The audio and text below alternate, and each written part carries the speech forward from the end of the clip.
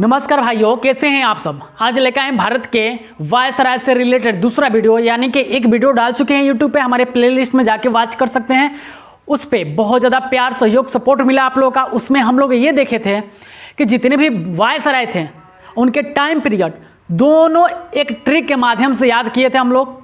आज देखेंगे जितने भी वायसराय हैं वो अपने शासन काल में क्या क्या लेके आए, कैसे अधिनियम पास किए, कैसे कौन कौन से एक्ट आया था, कैसे शासन विस्तार किए, सारी चीज़ एकदम विस्तार पूर्वक देखेंगे, यानी डीप नॉलेज करेंगे हम लोग। तो सबसे पहले पढ़ते हैं हम लोग सर जॉन लॉरेंस के बारे में। बस सिर्फ इनमें 3 ही बात याद रखिएगा।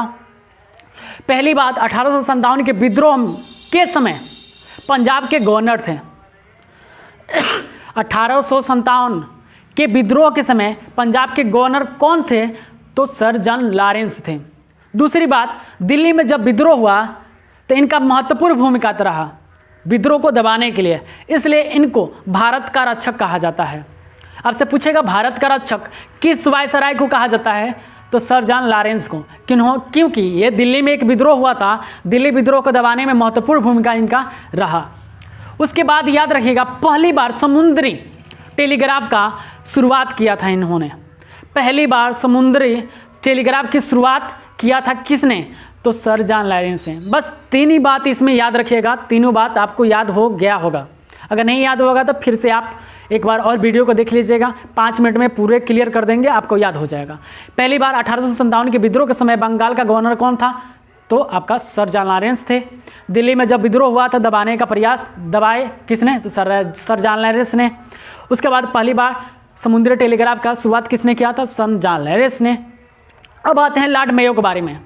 लॉर्ड मेयो के बारे में बस 2-3 बातें हैं, याद रखिएगा। लॉर्ड मेयो एक ऐसे व्यक्ति थे जो बहुत ही अमीर घर से थे, बहुत ही अमीर घर से थे, और इनको घूमने का बहुत शौक था और ये अच्छे खासा पढ़े भी थे। तो इन्होंने अजमेर में मेयो कॉलेज का स्थापना किया था। अजमेर में मेयो कॉलेज का स्थापना किया था। इन्होंने पहली बार केंद्र और प्रांतों की वित्त के पृथक्करण किए थे। केंद्र और प्रांतों के वित्त को पृथक्करण किए थे इन्होंने ही। पहली बार इनके ही शासनकाल में पहली बार जनगणना की शुरुआत किया गया था, यानी 1872 में। और इनकी हत्या अंडमान निकोबार में कर दिया गया था। यानी आपसे क्वेश्चन पूछता है किस वायसराय का हत्या शासनकाल के दौरान ही कर दिया गया था? तो वो है लॉर्ड मेयो। याद रखिएगा, इनमें 4 ही बातें हैं, फैक्ट और कुछ नहीं है। तो याद रखिएगा, देखिए पहली बार केंद्र और प्रांतों के वित्त का पृथक्करण किया गया लॉर्ड मेयो के शासनकाल में। भारत में पहली बार जनगणना 1872 में करवाया किसने? तो लॉर्ड मेयो ने।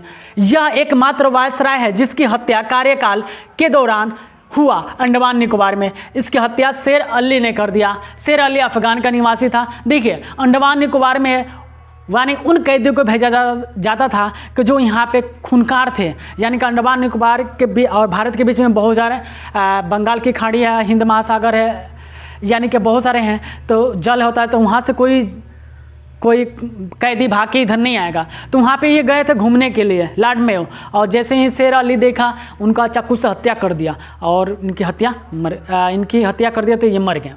उनके बाद हमें पढ़ना है लॉर्ड लिटन के बारे में। लॉर्ड लिटन के बारे में बस इनमें 2 ही बातें हैं, और 2 ही मेन बातें हैं भाई, याद रखिएगा। दोनों के दोनों बेहतर है। 1878 में, याद रखिएगा, 1878 में आर्म्स एक्ट और वर्नाकुलर प्रेस एक्ट लाए थे इन्होंने। 1878 में आर्म्स एक्ट और वर्नाकुलर प्रेस एक्ट लाए थे कौन? तो लॉर्ड लिटन। और एक बात याद रखिएगा, द्वितीय आंग्ल अफगान युद्ध इन्हीं के शासनकाल में हुआ था। द्वितीय आंग्ल अफगान युद्ध इन्हीं के शासनकाल में हुआ था। तो 2 ही बातें हैं इनके बारे में, लॉर्ड लिटन के बारे में। दोनों ही बात याद रखिएगा, यानी कि VBI है भाई, ये वर्नाकुलर प्रेस एक्ट ये VBI है, और आर्म्स एक्ट दोनों ये किसने लाया था? लॉर्ड लिटन ने। और लॉर्ड रिपन ने क्या किया? वर्नाकुलर प्रेस एक्ट को क्या किया? रद्द कर दिया। याद रखिएगा, वर्नाकुलर प्रेस को रद्द करने वाला कौन सा है? तो लॉर्ड रिपन है। इनके शासनकाल में 1881 में प्रथम कारखाना अधिनियम लाया गया था। इनके ही शासनकाल में 1881 में प्रथम कारखाना अधिनियम लाया गया था। और एक VBI है भाई, ये याद रखिएगा, स्थानीय स्वशासन की शुरुआत किसने किया था? तो याद रखिएगा लॉर्ड रिपन ने। स्थानीय स्वशासन की शुरुआत किसने किया था?